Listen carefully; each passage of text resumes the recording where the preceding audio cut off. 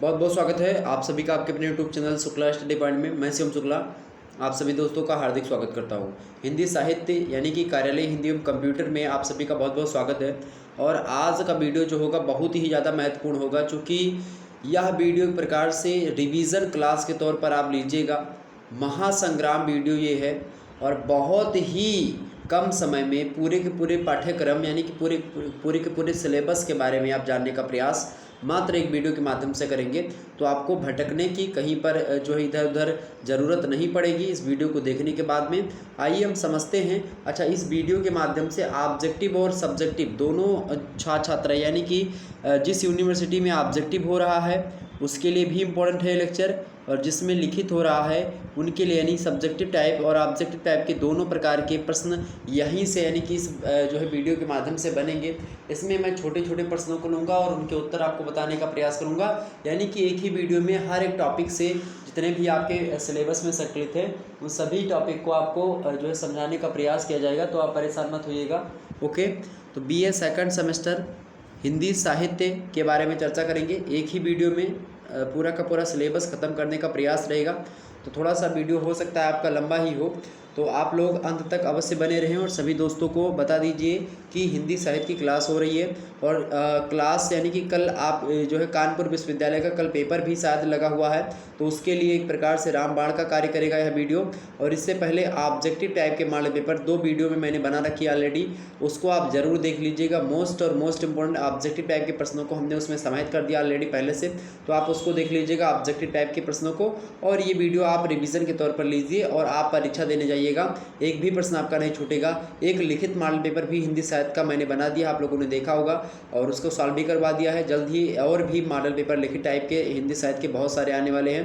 Objective भी और भी मॉडल पेपर मैं दूंगा, तो परेशान ना हो आप लोग। चले अब हम बात कर लेते हैं कि आखिरकार जो है हम कैसे कैसे समझेंगे। हम शुरुआत से देखेंगे इस प्रकार से प्रश्न और उत्तर हमने इसमें रखे हैं, इससे ऑब्जेक्टिव भी प्रश्न यहीं से बनेंगे और सब्जेक्टिव भी बनेंगे। अब देखते हैं ऑब्जेक्टिव जहाँ जहाँ बनते होंगे मैं बीच बीच में आपको बताते हुए चलूँगा कि ऑब्जेक्टिव कैसे बनेंगे। ओके, चले पहला प्रश्न आपके समक्ष है कि राजभाषा को परिभाषित कीजिए। राजभाषा होती क्या है? तो किसी भी देश को संचालित करने के लिए या करने हेतु गठित शासन प्रशासन, यानी गठित शासन प्रशासन यानी कि शासन समझ रहे हैं, और प्रशासन यानी शासन जो होता है और प्रशासन आप लोगों को पता ही होगा कि जो सरकारी कामकाज यानी जो सरकार के एक प्रकार से जो यानी जो कार्यपालिका के सदस्य होते हैं वो खास करके प्रशासनिक सेवा में भाग लेते हैं। और आपको पता होगा कि यही शासन या प्रशासन या किसी कार्यालय में प्रयुक्त या एक देखिए कि मतलब कि आदान प्रदान की जो भाषा शासन प्रशासन चलाने की होती है वही भाषा खास करके राजभाषा कहलाती है। राजभाषा के लिए अंग्रेजी में ऑफिशियल शब्द का प्रयोग किया जाता है, तो ऑफिशियल लैंग्वेज राजभाषा को कहते हैं। तो जिस भाषा में अपना जो है समस्त कार्य जो है शासन प्रशासन के लोग करते हैं वो उस भाषा को या फिर उस देश में उस भाषा को राजभाषा कहा जाता है। और प्रायः देशों में राजभाषा एक ही होती है, तो एक ही राजभाषा होती है एक देश में। ओके, लेकिन अगर बात की जाए भारतवर्ष की, भारत देश की, तो भारत देश की विडंबना है कि हिंदी भाषी देश होते हुए भी यहाँ पर हिंदी भाषा अधिक मात्रा में बोली जाती है। लेकिन फिर भी आप देखेंगे कि हिंदी इतने लोगों के द्वारा बोली जाती है, फिर भी आप देखेंगे कि यहाँ पर भारतवर्ष में अंग्रेजी और हिंदी दोनों को ही राजभाषा की मान्यता प्राप्त की गई है। अब आप सोचो कि भारत जैसे देश में, भारत जैसे विशाल कंट्री में हिंदी और अंग्रेजी 2 लैंग्वेज है ऑफिशियल, यानी ऑफिस के कार्य करने के लिए आप देखेंगे 2 प्रकार की भाषा का प्रयोग भारत में होता है, एक तो अंग्रेजी भाषा और दूसरी हिंदी भाषा। तो भारत की 2 ऑफिशियल लैंग्वेज यानी भारत की 2 राज्य भाषा हैं। अच्छा, राजभाषा और राष्ट्रभाषा दोनों में बहुत ही अंतर होता है। राष्ट्रभाषा मतलब होता है कि उस देश की लगभग अधिकतर जनसंख्या या लगभग सारी की सारी जनसंख्या उस जो है भाषा को मानती हो तो उसको राष्ट्रभाषा कहते हैं।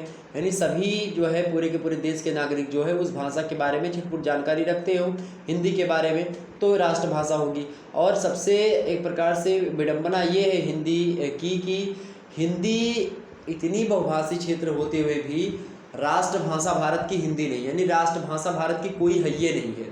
तो भारत की कोई राष्ट्रभाषा नहीं है, राजभाषा है, वो भी 2 हैं। कौन सी? एक अंग्रेजी और एक हिंदी। तो अंग्रेज तो चले गए लेकिन अपनी संतान यानी अंग्रेजी को यहाँ पर छोड़ गए और आज अंग्रेजी बोलने वाले को बहुत पढ़ा लिखा माना जाता है खास करके, लेकिन वास्तविकता आप देखेंगे तो अंग्रेजी से कहीं आगे है हिंदी अपनी। ओके, आगे बढ़ते हैं। तो एक प्रकार से राजभाषा क्या होती है, इस प्रकार से आप लिख दीजिएगा कि किसी भी देश को संचालित करने हेतु गठित शासन प्रशासन जिस भाषा में अपना समस्त कार्य करते हैं उस भाषा को या फिर उस देश की राजभाषा उसी को कहते हैं जिस भाषा में किया जाता है सारा कार्य। ओके, अगला प्रश्न देखिएगा आपके समक्ष है कि संविधान की 8वीं अनुसूची में मान्यता प्राप्त भाषाओं पर संक्षेप में प्रकाश डालिए। वैसे संविधान की बात की जाए तो संविधान में 343 से लेकर के अनुच्छेद 351 तक का जो अनुच्छेद है इसमें भाषाओं से संबंधित प्रावधान किए गए हैं। अनुच्छेद 343 में भारतीय संविधान के बताया गया है कि भारत की राजभाषा हिंदी होगी और जो एक प्रकार से लिपि होगी कौन सी होगी, लिपि को बताया गया है कि देवनागरी लिपि होगी। ये बात आप ध्यान रखिएगा, एग्जाम से प्रश्न पूछेगा ऑब्जेक्टिव टाइप का। आपसे ऑब्जेक्टिव में ये भी प्रश्न बनेगा कि संविधान की 8वीं अनुसूची में मान्यता प्राप्त कितनी भाषाएं हैं, तो आप लिखेंगे कि 22 भाषाएं हैं। अगर पूछ ले पहले कितनी भाषाएं थी तो आप बताएंगे पहले 14 भाषाएं थी। अच्छा, बाद फिर इसमें कितनी भाषाएं जुड़ी भैया, 8 भाषाएं नहीं जुड़ी। पहली भाषा जुड़ने वाली है सिंधी, फिर दूसरे नंबर पर जो संशोधन हो संविधान में उसमें आपकी नमक भाषा जुड़ी। नमक मतलब क्या है, नेपाली, मणिपुरी और कोंकणी। नेपाली, मणिपुरी और कोंकणी ये 3 भाषा जो है जुड़ी। उसके बाद में फिर जो है तीसरी बार भाषाई संबंधित संशोधन हुआ, इसमें 4 भाषाएं जोड़ी गई। कौन सी, बोडोमास। अब बोडोमास थोड़ा सा समझिएगा, मैं इसको भी समझा दे रहा हूँ। बोडोमास, बोडोमास मतलब क्या है, बो से हो गया बोडो भाषा, डो से हो गया डोंगरी भाषा, माँ से हो गया आपका मैथिली भाषा और सा से हो गया संथाली। तो बोडो, डोंगरी, मैथिली और संथाली ये 4 भाषाएं बाद में जुड़ी, 3 एक साथ जुड़ी। दूसरे संविधान संशोधन, दूसरा संविधान संशोधन नहीं, भाषाई संबंधित दूसरा संविधान संशोधन। ओके, तो इस प्रकार से ये 4 और 3 7 और 1 8 भाषा बाद में जुड़ी, तो 14 और 8 22 भाषाएं। तो जब मूल रूप से संविधान लागू हुआ था उस समय मात्र जो है केवल और केवल कितनी भाषा थी भैया, कितनी भाषा थी, 14 भाषाएं जो है संविधान की जो 8वीं अनुसूची है ये भाषाओं से संबंधित है, इसमें भाषाएं रखी गई हैं। तो उसी भाषा में 14 भाषा पहले थी, अब कितनी हो गई हैं, अब 22 हो गई हैं। अच्छा, तो 14 जो थी वो कौन कौन सी थी आइए देखते हैं। देखिए, असमिया हो गई आपकी, बंगला हो गई, गुजराती हो गई, हिंदी हो गई, कन्नड़ हो गई, कश्मीरी, मलयालम, मराठी, उड़िया, पंजाबी। ओके, पंजाबी हो गई, संस्कृत, सिंधी।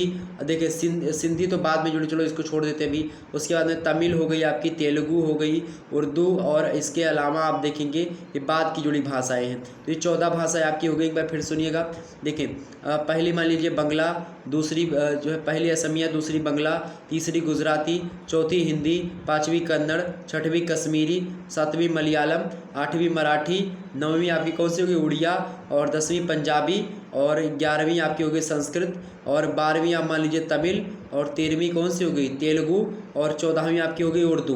तो जितनी कटघरे में हमने भाषाओं को रखा है ये भाषाएं जब संविधान लागू हुआ था तो उसी समय इन भाषाओं को संविधान की 8वीं अनुसूची में स्थान दिया गया था, यानी कि संविधान की 8वीं अनुसूची में इसको मान्यता प्राप्त की गई थी कि हाँ ये भाषाएं भारत में प्रचलित हैं, ये भाषाएं ठीक हैं।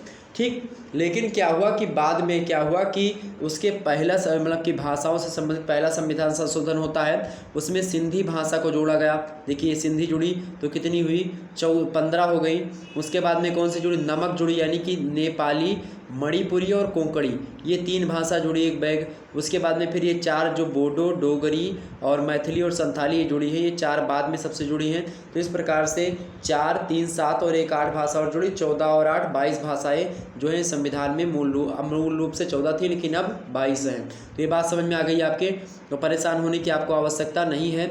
अगला प्रश्न देखिएगा, तीसरा नंबर है, सामान्य शब्द पर संक्षेप में प्रकाश डालिए। सामान्य शब्द पर संक्षेप में प्रकाश डालिए। सामान्य शब्द क्या होते हैं, सामान्य शब्द के बारे में आपसे प्रश्न पूछा जाएगा कि एग्जाम्स में कि सामान्य शब्द क्या होते हैं, तो क्या बताएंगे भैया, जिन शब्दों की सीमा, जिन शब्दों की सीमा, देखिए यहाँ पर एक बार फिर से प्रश्न भी दिखाई पड़े आपको, जिन शब्दों की सीमा नहीं बांधी जाती, जिन शब्दों की सीमा नहीं बांधी जाती और जिनका इस्तेमाल हम दिन प्रतिदिन के सामान्य व्यवहार में करते हैं, यानी जिनकी कोई सीमा नहीं होती है, जिनका इस्तेमाल हम दिन प्रतिदिन रोज़मर्रा लगातार प्रतिदिन हम जिस भाषा का या फिर जिन शब्दों का हम प्रयोग अपने आम जीवन में, आम बोलचाल में या फिर प्रतिदिन हम सामान्य व्यवहार में इस्तेमाल करते हैं, उनको हम सामान्य शब्दों की श्रेणी में रखते हैं, यानी कि उन शब्दों को हम सामान्य शब्द कहते हैं। ठीक जैसे कि वस्तुओं, स्थानों एवं संबंध और संबंधों के वाचक शब्द, इन शब्दों का संबंध जैसे कि मूलतया मूर्त वस्तुओं, स्थितियों अथवा समस्याओं से होता है, जैसे किताब हो गया, घर हो गया, कलम, विद्यालय, बचपन, बुढ़ापा, ये सब कैसे शब्द हैं, ये सब सामान्य शब्द हैं। ओके, आगे देखते हैं कुछ जैसे कि अगला प्रश्न आपके समक्ष आ चुका है, अर्ध परिभाषिक शब्द क्या होते हैं। अर्ध परिभाषिक शब्दों को संक्षेप में बताइए। अब देखिए इसी प्रकार से तनिक शब्दों में, कम शब्दों में हम लोग समझने का प्रयास करेंगे। इतनी चीज़ें अगर आप जान गए तो आप दीर्घ उत्तरीय टाइप के जो प्रश्न होंगे उनको आप आसानी से लिख पाएंगे, या अति लघु उत्तरीय टाइप के प्रश्नों को लिख पाएंगे, लघु उत्तरीय टाइप के प्रश्नों को लिख पाएंगे। ऑब्जेक्टिव टाइप के प्रश्नों के लिए आपके पास दिमाग में ज्ञान बढ़ेगा और आप आसानी से जो भी प्रश्न आपसे घुमा करके पूछा जाएगा आप सभी प्रश्नों के उत्तर दे सकोगे अगर आप इस वीडियो को अंत तक देखते हो। बहुत ज़्यादा अभी और मज़ा आने वाला है ऑब्जेक्टिव टाइप के छात्र छात्राओं के लिए, तो आप लोग बिल्कुल भी स्किप ना करें कि ये तो मेरे लायक नहीं है। ऑब्जेक्टिव के लिए मोस्ट इम्पॉर्टेंट है और लिखित वालों के लिए तो बहुत ही ज़्यादा महत्वपूर्ण है, तो आप परेशान ना हो। दोनों के छात्र छात्राओं के लिए बार बार मैं कह रहा हूँ महत्वपूर्ण है, स्किप मत करो, वीडियो को लास्ट तक जरूर देखो। ओके चलें, बहुत जानकारी मिलने वाली भाई। जिनका कन्फ्यूज़न आपको है, जो प्रश्न याद नहीं होते ऑब्जेक्टिव में, वो सारे के सारे प्रश्न इस वीडियो को देखने के बाद में आपके याद होंगे। अगला प्रश्न क्या है कि अर्ध परिभाषिक शब्द क्या होते हैं। तो जो शब्द सामान्य और परिभाषिक दोनों रूपों में प्रयुक्त होते हैं उन शब्दों में अर्ध परिभाषिक शब्द कहते हैं, यानी कि उन शब्दों को हम अर्ध परिभाषिक शब्द कहते हैं। जो शब्द सामान्य बोलचाल में भी प्रयोग किए जाते हैं और परिभाषिक बोलचाल में भी प्रयोग किए जाते हैं, तो उन शब्दों के यानी कि दोनों का मिला जुला रूप अर्ध परिभाषिक शब्दावली कहा जाता है। परिभाषिक शब्दावली जो होती है, खास करके आपको पता ही होगा, परिभाषिक शब्दावलियों की अगर बात की जाए तो ये बड़े बड़े शब्द होते हैं। जैसे कि बात की जाए अर्थ और प्रयोग के स्तर पर तकनीकी शब्दों के कुछ खास गुणधर्म होते हैं जिनके आधार पर हम उन्हें गैर परिभाषिक शब्दों से अलग करते हैं, और यही जो होता है जिनको हम अलग करते हैं वो परिभाषिक शब्दावलियाँ होती हैं। और वैज्ञानिक तथा तकनीकी संदर्भों में समान शब्द भी विशिष्ट अर्थ कि विशिष्ट अर्थ को व्यक्त करने की क्षमता विकसित कर लेता है, और वैज्ञानिक संदर्भों में अर्थों और संकल्पनाओं में सूक्ष्मता की आवश्यकता पड़ती है, और इसीलिए सूक्ष्म अर्थों को व्यक्त करने के लिए अनेक शब्दों की ज़रूरत पड़ती है जो किसी भी भाषा के शब्द भंडार में संभव नहीं है। इसलिए जहाँ नए शब्द बनाने या सृजित करने की संभावना नहीं होती है वहाँ प्रचलित शब्दों को ही नया अर्थ अथवा अर्थ छटा प्रदान कर दी जाती है। इस तरह पारिवारिक शब्दों में नए अर्थों का आरोपण एक सतत प्रक्रिया होती है, और इसी प्रक्रिया के द्वारा आप देखेंगे परिभाषित शब्दावली जो होती है वो बनती है। परिभाषिक शब्द जो होते हैं वो अपने आप में जैसे कि पल्लवन, संक्षेपण, ठीक है, राजभाषा, राष्ट्रभाषा, ये सब आपस में क्या है, ये सब परिभाषिक शब्दावलियाँ ही तो हैं और कोई अलग थोड़ी ना। यानी कि जिन शब्दों की परिभाषा होती है एक प्रकार से वो परिभाषित शब्द होते हैं। अर्ध परिभाषित शब्द जो सामान्य और परिभाषिक शब्दावलियों के बीच के होते हैं, यानी कि दोनों प्रकार के शब्दों का प्रयोग जिन शब्दों में किया जाता है वो चीज़ें। तो जिन शब्दों का इस्तेमाल सामान्य व्यवहार में प्रयुक्त होने के अलावा किसी क्षेत्र विशेष के संदर्भ में भी प्रयुक्त होता है उन शब्दों को हम अर्ध परिभाषिक शब्दावली कहते हैं या अर्ध परिभाषिक श्रेणी के शब्दों में रखते हैं। जैसे कि आदेश हो गया, आदेश की परिभाषा भी दी सकती है, दावा की भी परिभाषा हो सकती है, रस, ये सब हो गए, ये सब अर्ध परिभाषिक शब्द हैं। ओके, आगे बढ़ते हैं। अगला प्रश्न आपके समक्ष है, 5वां नंबर प्रश्न है, तकनीकी या परिभाषिक शब्दों को संक्षेप में दृष्टि निक्षेप कीजिए, यानी इसके बारे में बताइए, परिभाषित शब्दावलियों के बारे में आप बताएं। तो भैया जिन शब्दों की सीमा बांध दी जाती है, और जो शब्द व्याकरणिक दृष्टि से सामान्य शब्दों की निर्माण प्रक्रिया के नियमों से ही परिचालित होते हैं किंतु अर्ध संरचना के धरातल पर दोनों में अंतर स्पष्ट होता है, उन शब्दों को हम परिभाषिक शब्दावली कहते हैं या परिभाषिक शब्द कहते हैं। थोड़ा सा और इसको जानने का प्रयास हम करते हैं। परिभाषिक शब्दों में जैसे कि आप देखेंगे, जैसे विज्ञान के जो तमाम सारे शब्द होते हैं, जैसे कि जो है कोई शोध हुआ उसके जो शब्द मिले हमको, सारे के सारी परिभाषित शब्दावली होती है। जैसे कि आप देखेंगे पारिभाषिक शब्दों जैसे कि रसायन शास्त्र हुआ, दर्शन शास्त्र हुआ, भौतिक शास्त्र, राजनीति हो गया, विज्ञान हो गया, या अन्य जो एक प्रकार से जो सामाजिक विज्ञान है, जैसे कि सोशियोलॉजी में आप देखेंगे समाज शब्द का प्रयोग होता है, समुदाय शब्द का, संगठन का, समूह का, समिति का, संस्था का, इन सभी शब्दों का प्रयोग होता है। तो खास करके ये शब्द क्या है, ये सब पारिभाषिक शब्दावलियाँ ही तो हैं, इनकी सीमा भी बांध दी गई है, इनकी सीमा बांध दी गई है, ये किसी क्षेत्र विशेष में प्रयोग किए जाते हैं। तो इस प्रकार के शब्द हमको जो होते हैं वो पारिभाषिक शब्द कहलाते हैं। ठीक है, जैसे भौतिक शास्त्र में आप देखें कई प्रकार के शब्द होते हैं, रसायन शास्त्र में कई प्रकार के शब्द होते हैं जिनकी परिभाषा देनी पड़ती है। ठीक है, जैसे विचलन हो गया, विलयन हो गया, ये सब अपने आप में एक शब्द है लेकिन परिभाषिक शब्द है, इनकी परिभाषा भी खास करके होती है कि विलयन क्या है, विचलन क्या है, या इसी प्रकार से अन्य शब्द होते हैं वो क्या होते हैं, अम्ल क्षार क्या है, लवण क्या है, इस प्रकार के शब्द। ठीक है, इस्तेमाल होकर के अपने क्षेत्र में विशिष्ट अर्थ के लिए, यानी कि रसायन, दर्शन, भौतिक, राजनीति एवं विज्ञान आदि शास्त्रों से इस्तेमाल होकर के अपने क्षेत्र में विशिष्ट अर्थ के लिए सुनिश्चित रूप से रूढ़ से हो जाते हैं। इन शब्दों की निश्चित परिभाषा दी जा सकती है, इसीलिए इन्हें परिभाषित शब्दावली हम कहते हैं या परिभाषित शब्द कहते हैं। सिंपल सी परिभाषा। आगे देखते हैं अगली परिभाषा। अगला आपका जो है अगला प्रश्न दिया हुआ है कि राष्ट्रभाषा किसे कहते हैं। तो राजभाषा तो आपके समझ में आ गई थी। अच्छा, राष्ट्रभाषा समझो भैया क्या है। तो किसी भी देश की राष्ट्रभाषा वही हो सकती है जिसे देश की सभी निवासी समान रूप से समझ और बोल सकते हैं। यानी देश के जितने निवासी हैं आपके, यानी जो नागरिक है देश के या निवासी हैं, नागरिक और निवासी दोनों की बात यहाँ पर खास करके निवासी लिखा हुआ है। इसका मतलब ये कि भारत की सीमा के अंतर्गत जो व्यक्ति रह रहे हैं वो एक प्रकार से बात की जाए तो किसी भी देश की राष्ट्रभाषा वही होती है जो कि उस देश के निवासी समान रूप से सभी लोग समझ सकें। भारत के संविधान में किसी भी भाषा को राष्ट्रभाषा का दर्जा नहीं प्राप्त है और राजभाषा के रूप में हिंदी और अंग्रेजी दोनों को मान्यता प्राप्त है। हिंदी को राष्ट्रभाषा बनाने के प्रयास जो है लगातार चल रहे हैं और होने भी चाहिए, और मेरे हिसाब से हिंदी को राष्ट्रभाषा घोषित कर देना चाहिए, इसमें कोई दो राय नहीं है और इसमें देरी भी नहीं करनी चाहिए। सरकार को हिंदी को राष्ट्रभाषा घोषित करने के लिए जो है एक प्रकार से व्यवस्थित करे और कार्य करे ताकि हिंदी राष्ट्रभाषा हो, तभी आगे देश की उन्नति और हर प्रकार से जो है अपनी भाषाओं की उन्नति हो सकेगी। हिंदी को राष्ट्रभाषा घोषित करना परम आवश्यक है। अगला प्रश्न है संविधान के किस अनुच्छेद में हिंदी भाषा का उल्लेख है। तो भैया मैंने शुरुआत में बताया था कि भारतीय संविधान के अनुच्छेद 343 से लेकर के अनुच्छेद 351 तक में हिंदी से संबंधित विभिन्न प्रावधानों का उल्लेख है। इसमें से प्रादेशिक भाषाओं तथा हिंदी के विकास संबंधी नियम भी सम्मिलित किए गए हैं। 14 सितंबर 1949 को हिंदी राजभाषा के रूप में स्थापित हुई थी। कब? तो डेट ये ध्यान रखिएगा, ऑब्जेक्टिव बोलो, इसीलिए मैंने बोला था कि आपको पढ़ना पड़ेगा। तो 14 सितंबर 1949 को हिंदी राजभाषा के रूप में स्थापित हुई। प्रश्न पूछेगा कि हिंदी राजभाषा के रूप में कब स्थापित हुई, तो 14 सितंबर 1949, इसीलिए हिंदी दिवस भी 14 सितंबर को ही मनाया जाता है।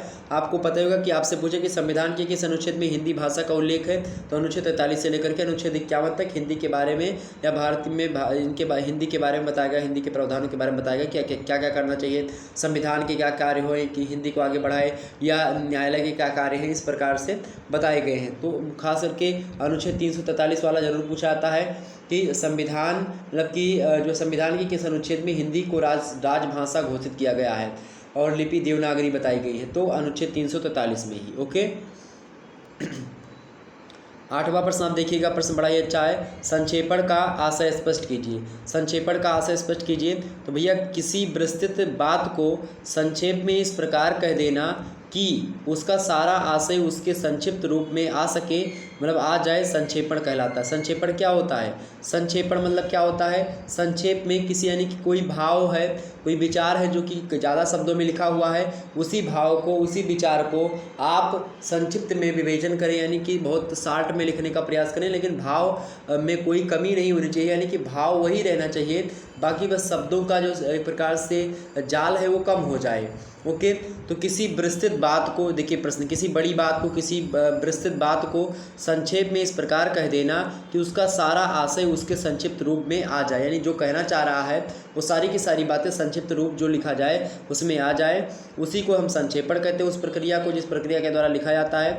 और राजकीय कार्यों में संक्षेपण बहुत बड़ा महत्व रखता है, क्योंकि आप राजकीय राष्ट्रीय कार्यों को देखेंगे, जब भी ये कार्य होते हैं तो लोग जो है संक्षेपण के द्वारा ही चीज़ें होती हैं। क्योंकि क्या होता है कि बड़े बड़े जो ऑफिसर होते हैं, जो साहब होते हैं, बड़े बड़े कार्यालय में अधिकारी होते हैं, उनके पास इतना समय नहीं होता कि बड़े बड़े वो जो है पल्लवन को या बड़ी बड़ी चीज़ों को पढ़ें, इसीलिए वो क्या करते हैं, संक्षिप्त चीज़ें मांगते हैं। तो संक्षेपण के लिए इसी प्रकार से संक्षिप्तकर्ता संक्षेपणकर्ता होते हैं, जो कि उनको बहुत सारी चीज़ों को देख करके बहुत सारी चीज़ों को बहुत बड़े बड़े भावों को कम शब्दों में बताने का प्रयास करते हैं। और इसीलिए एक प्रकार से सलाहकार वगैरह भी होते हैं। आप देखेंगे कि सारी न्यूज़ जो होती है, आप देखेंगे एक ही लाइन में बयां कर दी जाती है कभी कभी, तो संक्षेपण के द्वारा ही होता है। और विविध प्रकार के विस्तृत पत्रों को पढ़ने का समय कुछ अधिकारियों के पास नहीं होता है, इसीलिए संक्षिप्त रूप अवलोकनार्थ प्रस्तुत होता है, यानी कि अवलोकन के मतलब देखने के लिए प्रयुक्त होता है, प्रस्तुत किया जाता है अधिकारियों के सामने। यानी पूरी की पूरी खबर क्या है या किसी भी पत्र में क्या लिखा हुआ है,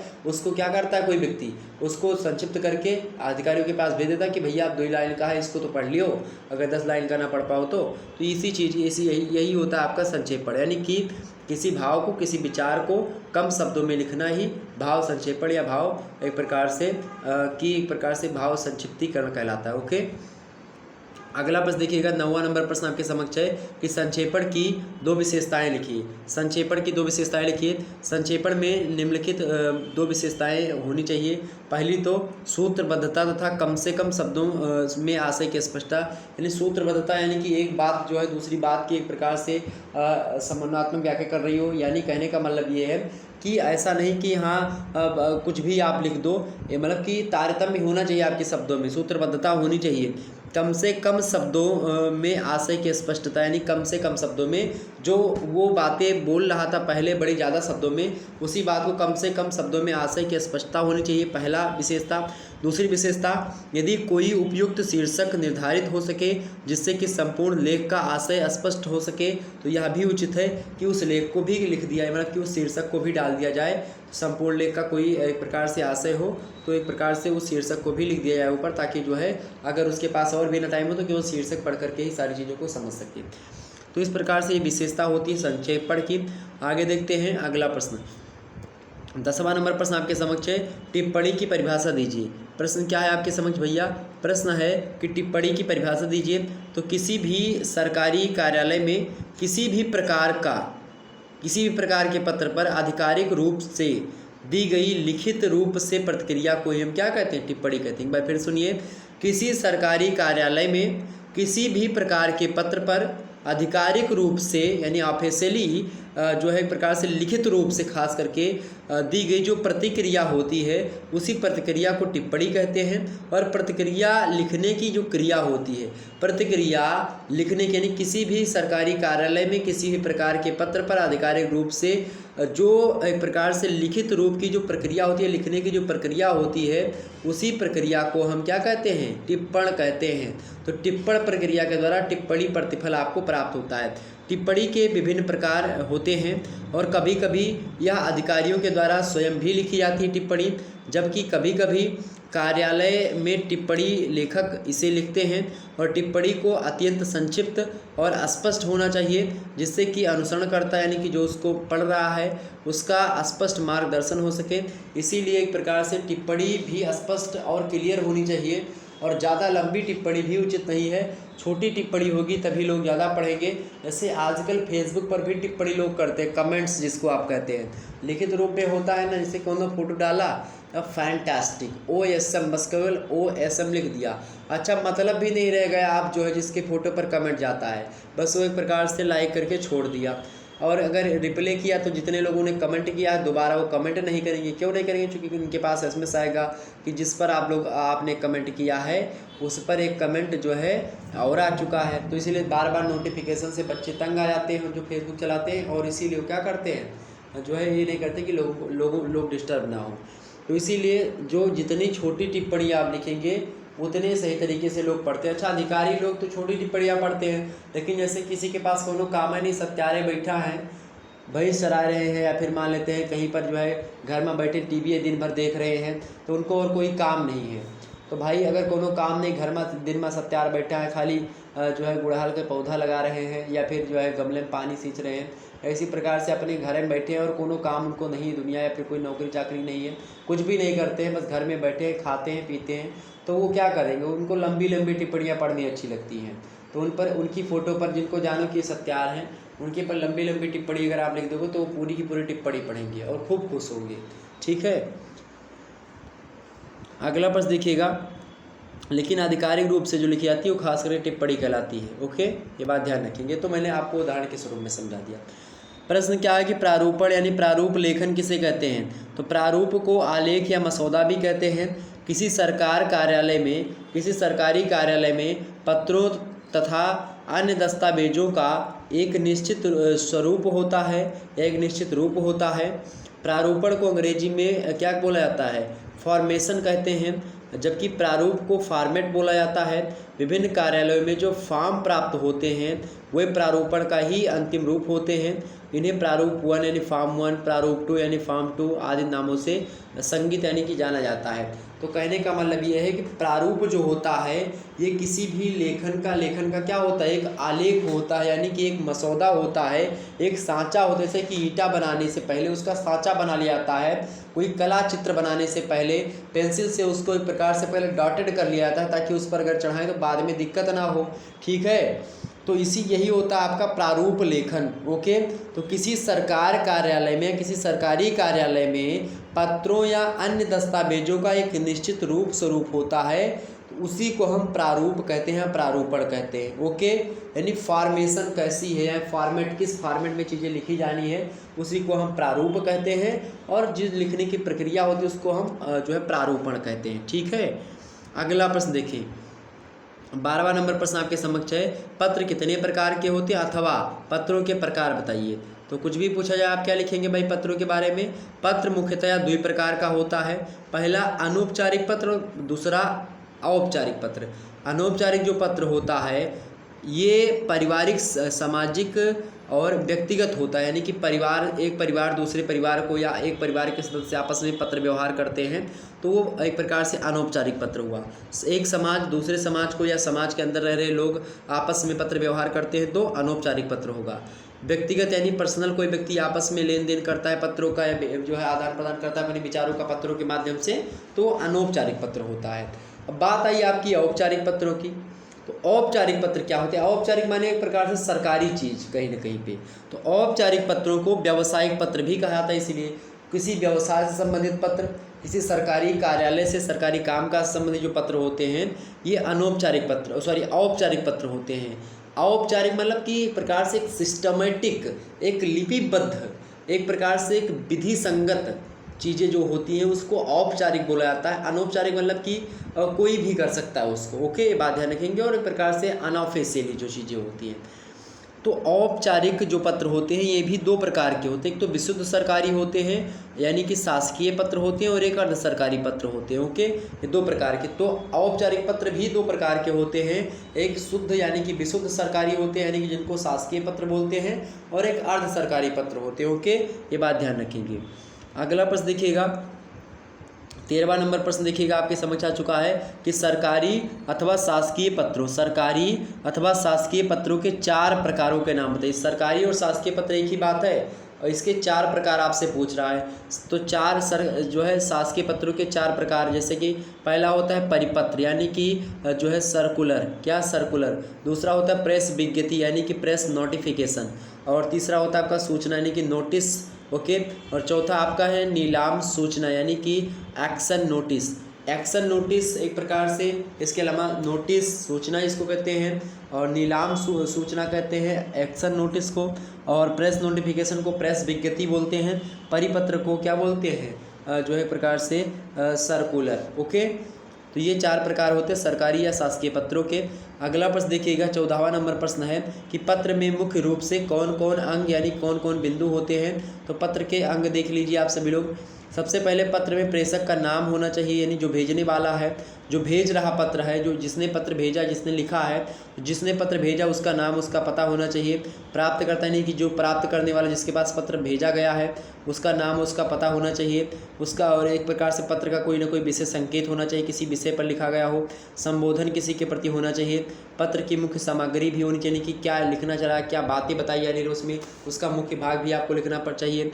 और समापन सूचक शब्दों का भी प्रयोग करना चाहिए इसमें, कि समाप्ति पर क्या लिखना है आपको, आज्ञा से लिखना है या फिर योर ओबीडेंटली, या फिर आपका आज्ञाकारी क्या लिखना है आपको वो। इसके अलावा हस्ताक्षर आपको करना है और नाम भी अपना डालना है। इसके अलावा संलग्नक एक प्रकार से, ये भी एक प्रकार से मुख्य बिंदु होता है, और पुनश्च ये भी एक बिंदु होता है। तो इनके अतिरिक्त भी कभी कभी पत्रों में आप देखें कुछ अन्य विषय वस्तुओं को भी सम्मिलित कर लिया जाता है।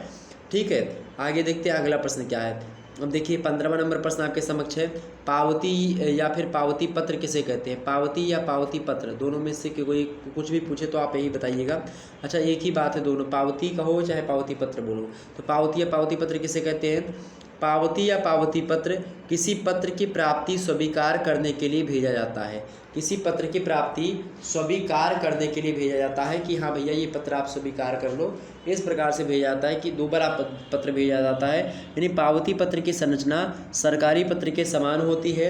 इसमें विषय का उल्लेख प्राप्त पत्र के विषय से संबंधित होता है। संबोधन के पश्चात पत्र का प्रारंभ आपका और आपके कार्यालय का पत्र संख्या इतना दिनांक डालना होता है। इस कार्यालय में दिनांक इतना को ये प्राप्त हुआ, उक्त पत्र की पावती एतद द्वारा प्रेषित है, इस प्रकार होता है। और पावती का आकार छोटा एवं भाषा जो होती बड़ी सरल होती है, ताकि जो है लोग उसको समझ सके। पावती पत्र यानी इस प्रकार का पत्र अभी तक मुझे एक प्रकार से जो है मुझे भेजा जाए, इस प्रकार से पत्र जो है भेजा था। तो पावती पत्र मतलब क्या होता है? पावती पत्र यानी कि क्या होता है, किसी पत्र की प्राप्ति स्वीकार करने के लिए भेजा था कि हाँ ये पत्र जो है स्वीकार कर लीजिए आप, या फिर हमें स्वीकार है, इस प्रकार से जो पत्र भेजे जाते हैं वो पावती पत्र होते हैं। ओके, आगे बढ़ा जाए। फिर अगला प्रश्न देखिए आप सभी लोग, एक बार सभी लोग वीडियो को लाइक और शेयर करेंगे, जितने भी लोग देख रहे हैं सभी लोग वीडियो को लाइक और शेयर कर दीजिएगा। अगला प्रश्न है कि कार्यालय आदेश पर संक्षेप में प्रकाश डालिए। कार्यालय आदेश पर संक्षेप में प्रकाश डालिए, फटाफट से बताने का प्रयास करेंगे क्या करेक्ट होगा इसका। तो बताएं, कार्यालय आदेश पर संक्षेप में प्रकाश डालिए। तो कार्यालय आदेश किसी कार्यालय के जो है किसी कार्यालय के आंतरिक प्रशासन से संबंध होता है। जो कार्यालयीय आदेश होता है, कार्यालय के द्वारा दिया गया आदेश कार्यालय आदेश होता है। तो आप देखें इसमें लिखना क्या है, कार्यालय आदेश किसी कार्यालय के आंतरिक प्रशासन से संबंधित होता है, यानी कार्यालय का जो आंतरिक प्रशासन है उससे संबंधित होता है कार्यालयीय आदेश, यानी कार्यालय का आदेश। और इसके अलावा आप देखेंगे इसके माध्यम से किसी कर्मचारी की दक्षता, रोक, सूचना जो है चरित्र पंजी में की गई खिलाफ टिप्पणी का उल्लेख, नए पदों की स्वीकृति, अनुभाग के किसी कर्मचारी का स्थानांतरण, अवकाश की स्वीकृति, काम का बंटवारा, किसी कर्मचारी को चेतावनी, अपील पर किए गए निर्णय आदि की सूचना दी जाती है। तो कार्यालयीय पत्र वे पत्र होते हैं, कार्यालयीय पत्र वे पत्र होते हैं मेरे प्यारे दोस्तों। कार्यालयीय पत्र में क्या होता है, कार्यालयीय पत्र में खास करके आप देखेंगे कार्यालयीय पत्र के द्वारा अपने ही कार्यालय में, यानी कार्यालयीय आदेश, कार्यालयीय पत्र बोल दिया, कार्यालयीय आदेश जो होता है, कार्यालयीय पत्र को सरकारी पत्र ही बोला जाता है, वही चीज़ है। ओके, तो कार्यालयीय आदेश का मतलब होता है कि एक कार्यालय के अंतर्गत, यानी कोई कार्यालय है, यानी कि मान लेते हैं कि कार्यालय, मान लेते हैं एक स्कूल है, उसमें प्रिंसिपल साहब हैं। प्रिंसिपल साहब जो है सभी मास्टर को कहते हैं कि हाँ हिंदी वाले को 1 घंटा इसमें 40 मिनट पढ़ाना है, जो है कक्षा 10 में 40 मिनट पढ़ाना है, कक्षा जो है 11 में 40 मिनट पढ़ाना है, कक्षा 12 में समय निर्धारित कर दिया कि हाँ आपको ऐसे से पढ़ाना है। तो एक प्रकार से ये एक प्रकार चित्र जो है उसमें लिख करके भेज दिया कि हाँ तुमको इतना पढ़ाना है। तो एक प्रकार से वो कार्यालयीय आदेश होता है। या फिर किसी टीचर को निकाल देना हुआ, या एक प्रकार से किसी को भर्ती करना हुआ, काम का बंटवारा टीचर के करना हुआ। ओके, कोई टीचर गलत कार्य कर रहा है तो उसको चेतावनी देना हुआ। तो ये सब क्या होता है, ये सब कार्यालयीय आदेश होता है, कार्यालय आदेश होता है। ओके, आगे देखिए 17 नंबर प्रश्न देखिएगा। 17 नंबर प्रश्न है कि विज्ञापन, प्रश्न क्या है, विज्ञापन पर संक्षेप में प्रकाश डालिए। विज्ञापन क्या होता है, विज्ञापन माने होता है एडिंग करना। ओके, विज्ञापन एक प्रकार की शासकीय सूचना होती है जो समाचार पत्रों में प्रकाशित कराई जाती है। तो एक प्रकार से एक शासकीय सूचना होती है जो कि समाचार पत्रों में प्रकाशित करवाई जाती है। और ये सूचनाएं विविध विभागों में फैली हुई रिक्तियों के आवेदन पत्र मांगने, किसी सरकारी उत्पाद की बिक्री करने अथवा विभिन्न सरकारी निर्माणों हेतु टेंडर आदि आमंत्रित करने हेतु समाचार पत्रों में छपवाई जाती हैं। और नियुक्तियों हेतु तो अलग से रोजगार समाचार पत्र ही प्रकाशित होते हैं। सरकारी विज्ञापनों का उदाहरण देने की आवश्यकता नहीं है, ये आए दिन समाचार पत्रों में प्रकाशित होते रहते हैं। प्रतियोगी इन्हें उदाहरण के रूप में देख सकते हैं। तो इस प्रकार से जो एक प्रकार से विज्ञापन होता है, विज्ञापन अगर सरकारी विज्ञापन तो जैसे कि आपके वीडियो में आप देखा होगा, हमारी वीडियो पर या फिर किसी भी यूट्यूब पर आप देखते हैं जो ऐड वगैरह आता है, तो ये ऐड भी क्या है, विज्ञापन ही तो है, प्रचार जिसको कहते हैं। तो जब सरकारी आदेश को या कोई सरकार का काम होता है उसको कोई चीज़ जो है सभी लोगों में बताना होता है। जैसे मोदी जी को बताना हुआ कि हाँ ये क्या हो गया कि आज रात के 8 बजे से आज रात 12 बजे से जीएसटी लग गई, आज रात 12 बजे से जो है सारे के सारे 500 के 1000 के नोट पुराने बंद हो गए। तो ये सब बताना हो तो कैसे बताएंगे, समाचार पत्रों में या फिर न्यूज़ चैनलों के माध्यम से आएगा। तो वो सब क्या है, विज्ञापन ही तो है, यही होता है विज्ञापन। ओके, अगला प्रश्न देखिएगा, 18 नंबर प्रश्न आपके समक्ष है। संकल्प को संक्षेप में स्पष्ट करते हुए इसके अंगों को बताइए। संकल्प क्या होता है, तो किसी विवादग्रस्त प्रश्न पर सरकार की नीति और निर्णय और उस प्रश्न को सुलझाने के लिए की गई सिफारिशों का लिखित प्रस्ताव संकल्प कहलाता है। क्या, किसी विवादग्रस्त प्रश्न है और उस प्रश्न पर सरकार की नीति और निर्णय और उस प्रश्न को सुलझाने के लिए जो सिफारिश की जाती है उस सिफारिश का लिखित प्रस्ताव ही क्या कहलाता है, संकल्प कहलाता है। ओके, इसके मतलब इसे किसी सभा, निकाय या कोई वैधानिक समूह का निश्चित एवं औपचारिक मत भी कहा जा सकता है। किसको, संकल्प को। ओके, संकल्प मुख्य रूप से संकल्प के 4 अंग होते हैं। पहला होता है प्रस्तावना, दूसरा होता है समीक्षण और तीसरा होता है प्रस्ताव और चौथा होता है सूचना। अच्छा, प्रस्तावना क्या होती है, सीमित जो है समिति विशेष की संस्तुति को प्रस्तावना कहते हैं। समीक्षण माने होता है सरकार के द्वारा किया गया जो विचार होता है वो उसको समीक्षण कहते हैं। प्रस्ताव यानी किया गया जो निर्णय होता है उसी को प्रस्ताव कहते हैं। और सूचना मतलब होता है सर्वसाधारण की जानकारी हेतु गजट में प्रकाशन करवाना यानी कि विज्ञापन करवा देना जिसको कहते हैं। तो सूचना कब मिलती है, सरकार के मतलब कि किसी भी नियमों का, किसी भी चीज़ों का, जब उसको विज्ञापन उसका होता है, प्रेस विज्ञप्ति होती है। ओके, आगे देखा जाए, अगला प्रश्न देखिएगा। अगला प्रश्न आपके समक्ष है 19 नंबर प्रश्न है, प्रेस विज्ञप्ति अथवा प्रेस नोट पर संक्षिप्त प्रकाश डालिए। तो प्रेस विज्ञप्ति यानी कि प्रेस विज्ञप्ति शासन के द्वारा की जाती है। किसके द्वारा, जो शासन में सरकार है उसके द्वारा की जाती है। तो शासन के द्वारा प्रेस विज्ञप्ति की जाती है और इसी प्रेस विज्ञप्ति के माध्यम से आवश्यक सार्वजनिक सूचनाएं जो होती हैं समाचार पत्रों में प्रकाशित करवाई जाती हैं। ये सूचनाएं कभी कभी गजट में भी प्रकाशित की जाती हैं।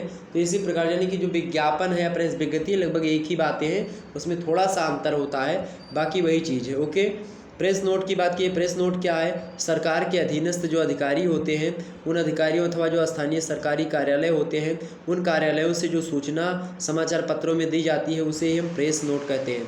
बात वही है, तो सरकारी कार्यालयों से जो सूचना समाचार पत्रों में दी जाती है ताकि उसको जनता लोग पढ़ सकें, तो उस प्रकार की जो है चीज़ों को हम प्रेस नोट बोलते हैं। ओके, ध्यान रखिएगा। अगला प्रश्न आपके समक्ष है प्रारूपण। 20वां नंबर प्रश्न है कि प्रारूपण को संक्षेप में स्पष्ट कीजिए। प्रारूपण क्या भैया, तो प्रारूपण को अंग्रेजी में ड्राफ्टिंग कहा जाता है। क्या कहा जाता है, ड्राफ्टिंग, और प्रारूप को ड्राफ्ट बोला जाता है। प्रारूपण को ड्राफ्टिंग यानी कि प्रारूपण माने क्या होता है कि प्रारूप को एक प्रकार से लिखना, प्रारूप को लिखने की कला प्रारूपण कहलाती है। प्रारूप बनाने की प्रक्रिया जो एक प्रकार से प्रारूपण कहलाती है। प्रारूप को हम क्या कहते हैं, मसौदा, एक प्रकार से बोलते हैं प्रारूप को मसौदा बोला जाता है। ओके, ये बात ध्यान रखिए। आगे बढ़ा जाए, चले, तो इसको क्या बोलते हैं, प्रारूप को क्या बोलते हैं भैया, इसको ड्राफ्टिंग बोलते हैं। ओके, प्रारूप लेखन या एक प्रकार से मसौदा होता है, मैंने पहले ही बता चुका हूँ इसको। ओके, इसको ड्राफ्टिंग बोलते हैं, फॉर्मेट भी बोलते हैं इसी को। ओके, तो इसका जो है इसका प्रयोग ड्राफ्टिंग के रूप में किया जाता है अंग्रेजी में। और ड्राफ्टिंग का अर्थ होता है किसी कार्य की रूपरेखा तैयार करना पहले से ही। हिंदी में प्रारूपण को मसौदा लेखन या फिर आलेखन या फिर प्रारूप लेखन इन सभी नामों से जाना जाता है। और अच्छा, ऑब्जेक्टिव में आपसे प्रश्न पूछेगा कि जो है प्रारूपण को अन्य किस नाम से जाना जाता है, तो बताएंगे मसौदा लेखन, आलेखन और प्रारूप लेखन। तो एक ऑप्शन होगा डी ऑप्शन, ऊपर सभी तो करेक्ट आंसर वही होगा। सामान्य अर्थों में प्रारूपण से अभिप्राय पत्रों, सूचनाओं, परिपत्रों और समझौतों के प्रारूप तैयार करने से होता है, जिन्हें सरकारी कार्यालयों और व्यावसायिक संस्थानों में आए दिनों तैयार किया जाता है। तो वही होता है आपका प्रारूपण, यानी किसी भी पत्र को लिखने से पहले, किसी भी चीज़ को लिखने से पहले एक मसौदा, एक कागज, कैसा क्या चीज़ें होनी चाहिए, उसको तैयार करना ही प्रारूपण कहलाता है। ओके, अगला प्रश्न आपके समक्ष 21 नंबर, टिप्पण को संक्षेप में स्पष्ट कीजिए। प्रश्न क्या है? प्रश्न आपके समक्ष है कि टिप्पण को संक्षेप में स्पष्ट कीजिए। तो टिप्पण क्या होता है? किसी टिप्पणी लिखने की जो प्रक्रिया होती है उसको टिप्पण कहते हैं। तो किसी भी विचाराधीन डाक या पत्र के निस्तारण को सुगम और सरल बनाने के लिए जो टिप्पणी लिखी जाती है उसी को हम टिप्पण कहते हैं। टिप्पणी लिखने की क्रिया को टिप्पण कहा जाता है। अतः संक्षेप में महत्वपूर्ण बातों को लिखित रूप में प्रस्तुत करने की प्रक्रिया ही टिप्पण कहलाती है। इस प्रकार टिप्पण का उद्देश्य उन तथ्यों, संदर्भों अथवा प्रश्नों को जिन पर निर्णय लेना होता है, तटस्थ, संक्षिप्त किंतु स्पष्ट, क्रमबद्ध और तर्कसम्मत टिप्पणी प्रस्तुत करना ही टिप्पण कहलाता है। ओके, किसी भी मुद्दे पर, सरकारी मुद्दा हो या प्राइवेट मुद्दा हो, उस मुद्दे पर खास करके लिखित रूप में जब हम कोई डाटा देते हैं, लिखित रूप में कुछ करते हैं, देते हैं, कोई विज्ञप्ति करते हैं, तो वो चीज़ क्या होती है? वही आपकी टिप्पणी यानी कि कमेंट्स होता है। ओके, और टिप्पणी जो होती है लिखित रूप में होनी चाहिए, और इसी टिप्पणी को लिखने की क्रिया को हम टिप्पण कहते हैं। सिंपल सी परिभाषा। 22 नंबर प्रश्न है, संक्षेपण को संक्षेप में समझाइए। संक्षेपण तो मैंने बता ही दिया था। संक्षेपण अंग्रेजी के जो है एक प्रकार से प्रेसिस शब्द का हिंदी रूपांतरण है, और संक्षेपण का अर्थ होता है संक्षेप यानी सार, यानी कम शब्दों में लिखना। तो इस प्रकार संक्षेपण का अभिप्राय ऐसी रचना से है जिसमें किसी वक्तव्य, लेख, निबंध, अनुच्छेद आदि में व्यक्त किए गए भावों को संक्षेप में प्रस्तुत किया जाता है, और इसे पारिभाषिक रूप देते हुए कहा जा सकता है कि किसी संदर्भ या विषय वस्तु का कम शब्दों में तथ्यपूर्ण और सुस्पष्ट पुनर्लेखन ही संक्षेपण कहलाता है। यानी तथ्यों से भरपूर हो और सुस्पष्ट हो, लेकिन जो बात पहले बताई गई है उसी बात को फॉलो करती हुई बात हो, तो उसी को हम संक्षेपण कहते हैं, उस प्रक्रिया को हम संक्षेपण कहते हैं। सिंपल सी परिभाषा आपकी है। अगला प्रश्न आप देखिएगा। अगला प्रश्न आपके समक्ष दिया हुआ है, 23 नंबर प्रश्न दिया हुआ है कि पल्लवन के अर्थ पर संक्षेप में प्रकाश डालिए। पल्लवन के अर्थ पर संक्षेप में प्रकाश डालिए। देखिए पल्लवन का अर्थ, तो पल्लवन शब्द पल्लव से रचित है। पल्लव का अर्थ है पत्ता, और पत्ता जिस रूप में दिखता है वस्तुतः वह उसका मूल रूप नहीं होता है। ठीक है, पल्लवन माने होता है भाव का विस्तारण करना। सिंपल सी परिभाषा समझो, वही समझो, यानी कोनो कम शब्द लिखा है, एक सूक्ति लिखी है, एक श्लोक लिखा है, बहुत 2 लाइन की शब्द लिखी हुई है, ठीक है, उसको आप जो है थोड़ा सा 10-12 पेज, मतलब कि 10-12 जो है लाइन में, या फिर 12-15 लाइन में, 20 लाइन में लिख दो, यानी भाव वही हो, उस भाव का विस्तार करें, लेकिन बार बार कोई चीज़ दोहराओ ना। तो इस प्रकार के यानी कि जो है दोबारा किसी शब्द का प्रयोग दोबारा ना करें भाव पल्लवन में, सबसे बड़ी विशेषता इसकी यही होती है। तो उस जो है यानी कि कम शब्द को ज़्यादा शब्दों में लिखना ही भाव पल्लवन, भाव विस्तारण कहलाता है। ओके, तो देखिए पल्लवन शब्द पल्लव से रचित है।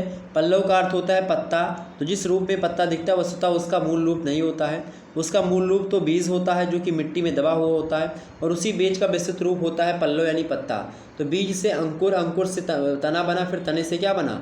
आपका पल्लव बना। और देखेंगे तो इस प्रकार से बीज का विस्तारण या पल्लवन हुआ। बीज छोटा सा था और अब वो एक पेड़ बन गया, और पेड़ के बाद में एक पत्ता बन गया। अब सोचो बीज से कितनी बड़ी बड़ी चीज़ें बन गई।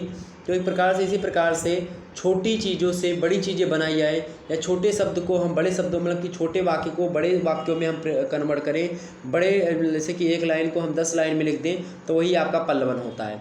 तो वह प्रक्रिया भाषा के संदर्भ में पल्लवन कहलाती है। किसी सूत्र, किसी विचार, किसी भाव, किसी वाक्य, इसके विस्तार से व्याख्या प्रस्तुत करना ही पल्लवन कहलाता है। तो किसी सूत्र, किसी विचार, किसी भाव, किसी वाक्य को विस्तार से लिखना या विस्तार से उसकी व्याख्या करना ही क्या कहलाता है? पल्लवन कहलाता है। ओके, आगे समझते हैं 24 नंबर प्रश्न। 24 नंबर प्रश्न आपके समक्ष है, पल्लवन की विशेषताओं को संक्षेप में प्रकट कीजिए। तो भाई पल्लवन की विशेषताएं देखिए आपके समक्ष लिखी हुई हैं। पल्लवन की विशेषताएं निम्नलिखित हैं। पहली है पल्लवन गद्यात्मक कृति, गद्य में लिखी जाती है। रचनात्मक विधा है, ये क्लासिकल जो है एक प्रकार से विधा है। मूल विषय बद्धता होती है इसमें, यानी जो पल्लवन के लिए जो शब्द दिया गया हमको उन पर केंद्रित होना चाहिए आपका पूरा का पूरा पल्लवन। ओके, इसके अलावा स्वाभाविकता होनी चाहिए पल्लवन में, मौलिकता होनी चाहिए, जो बातें हैं उसी बात पर घूम फिरा करके आना चाहिए, केंद्र मुक्ता होनी चाहिए, केंद्रोन्मुक्ता। इसके अलावा कल्पनाशीलता होनी चाहिए, स्वच्छंदता होनी चाहिए, किसी के दबाव में किसी प्रकार की चीज़ों पर जो है झुकाव या किसी पर तनाव की स्थिति नहीं पैदा होनी चाहिए, गत्यात्मकता होनी चाहिए इसको लिखते समय। और इसके अलावा शब्दों का चयन भी आपको अच्छे तरीके से आना चाहिए, भाषा भी आपकी ठीक ठाक होनी चाहिए ताकि लोगों को समझ में आ सके, इस भाषा का प्रयोग करिए। अगला प्रश्न देखिएगा, 25 नंबर प्रश्न है कि प्रतिवेदन का अर्थ संक्षेप में बताइए। प्रतिवेदन क्या होता है भाई? तो प्रतिवेदन को हम, पहला शब्द है प्रति और दूसरा है वेद, इस शब्दों से जुड़ने से बना है, जिसका अर्थ है समस्त, यानी कि पूरी जानकारी रखना। प्रतिवेदन में विशेष कार्य की जानकारी तो दी जाती है, साथ ही विभिन्न सुझाव और साथ ही संतुष्टि भी दी जाती है। हम जानते हैं कि देश विदेश में कई घटनाएं होती रहती हैं जिनको जानने के लिए हम उत्सुक रहते हैं, जिसके लिए उस घटना का निरीक्षण या छानबीन की आवश्यकता होती है, जो सरकारी और गैर सरकारी संस्था या फिर उसके द्वारा नियुक्त एक या अधिक व्यक्तियों द्वारा की जा सकती है। ऐसे व्यक्ति या व्यक्तियों द्वारा प्रस्तुत परिपूर्ण विवरण को प्रतिवेदन कहा जाता है। और इस प्रकार किसी प्रकरण, घटना, कार्य योजना आदि के बारे में स्पष्ट देखकर या छानबीन करके जो लिखित रूप में परिपूर्ण विवरण से प्रस्तुत किया जाता है उसे हम प्रतिवेदन कहते हैं। तो प्रतिवेदन समझ में आ गया कि कोई प्रकरण है, कोई घटना घटित हुई, कोई कार्य योजना है, इन सभी चीज़ों का विस्तार से उसके बारे में उसको देख करके, उस घटना को, उस प्रकरण को देख करके, उस कार्य योजना को देख करके, उसकी छानबीन करके, ठीक है, उस प्रकरण में, कार्य योजना में क्या क्या चीज़ें हैं उस सभी को अच्छे तरीके से समझ करके हम कोई चीज़ लिखित रूप में क्या करें, परिपूर्ण विवरण दे दें उसी घटना का या उसी कार्य योजना का, उसी प्रकरण का हम लिखित रूप में सारी की सारी बातों को स्पष्ट कर दें, बता दें, तो उसी प्रक्रिया को हम प्रतिवेदन कहते हैं, जिस प्रक्रिया के द्वारा किसी प्रकरण, घटना और कार्य योजना इन सभी के बारे में स्पष्ट दे करके उसको छानबीन करके खूब अच्छे तरीके से और लिखित रूप दे दिया जाता है, तो उस प्रक्रिया को हम प्रतिवेदन कहते हैं। 26 नंबर प्रश्न है, निविदा सूचनाओं को संक्षेप में लिखिए।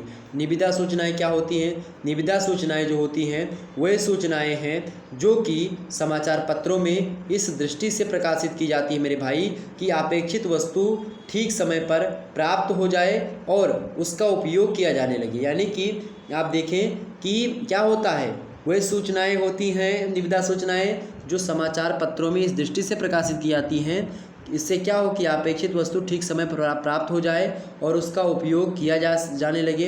एक निविदा के भीतर कार्यालय का नाम, पता, निविदा सूचना संख्या, निविदा की शर्तें, समय और अवधि, लागत, मतलब समय और अवधि, लागत, फॉर्म का मूल्य, योजना का स्थान, ये सब अंकित होता है, तो उसी को निविदा सूचनाएं बोलते हैं।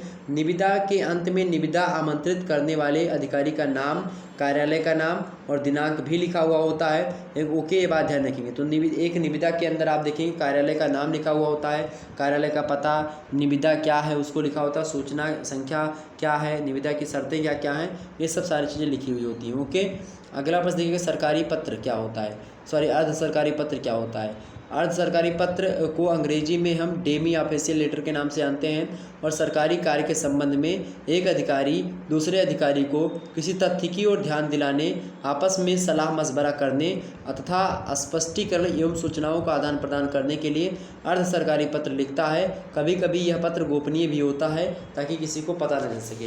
यानी कि तो व्यक्तिगत तौर पर कोई ऑफिशियल, मतलब कि किसी ऑफिस में, किसी कार्यालय में दो व्यक्ति जो हैं वो आपस में पत्र व्यवहार करके अपनी निजी या फिर एक प्रकार से कुछ बातें जो है सलाह मशवरा करते किसी मुद्दे को लेकर कि भैया ये गेमवा बना रहे हो तुम भी और हम भी बना रहे हैं, तो इस गेम में क्या किया जाए और अच्छा, तो मतलब थोड़ा सा इधर उधर बात करके आपस में, तो वो चीज़ होता है आपका अर्ध सरकारी पत्र। ठीक है, और गोपनीय इसलिए कभी कभी होता है ताकि जो है लोगों को पता न चल सके। अगला प्रश्न है, अशासकीय पत्र किसे कहते हैं। अशासकीय पत्र को अंग्रेजी में नॉन ऑफिशियल लेटर कहा जाता है और ये अनौपचारिक पत्र होता है। अशासकीय पत्र जो कि कार्यालय के एक विभाग अथवा अनुभाग को अपने ही कार्यालय के दूसरे विभाग या अनुभाग को लिखना पड़ता है। इसमें विभाग या अनुभाग का नाम देते हैं, कोई संबोधन इसमें नहीं दिया होता है।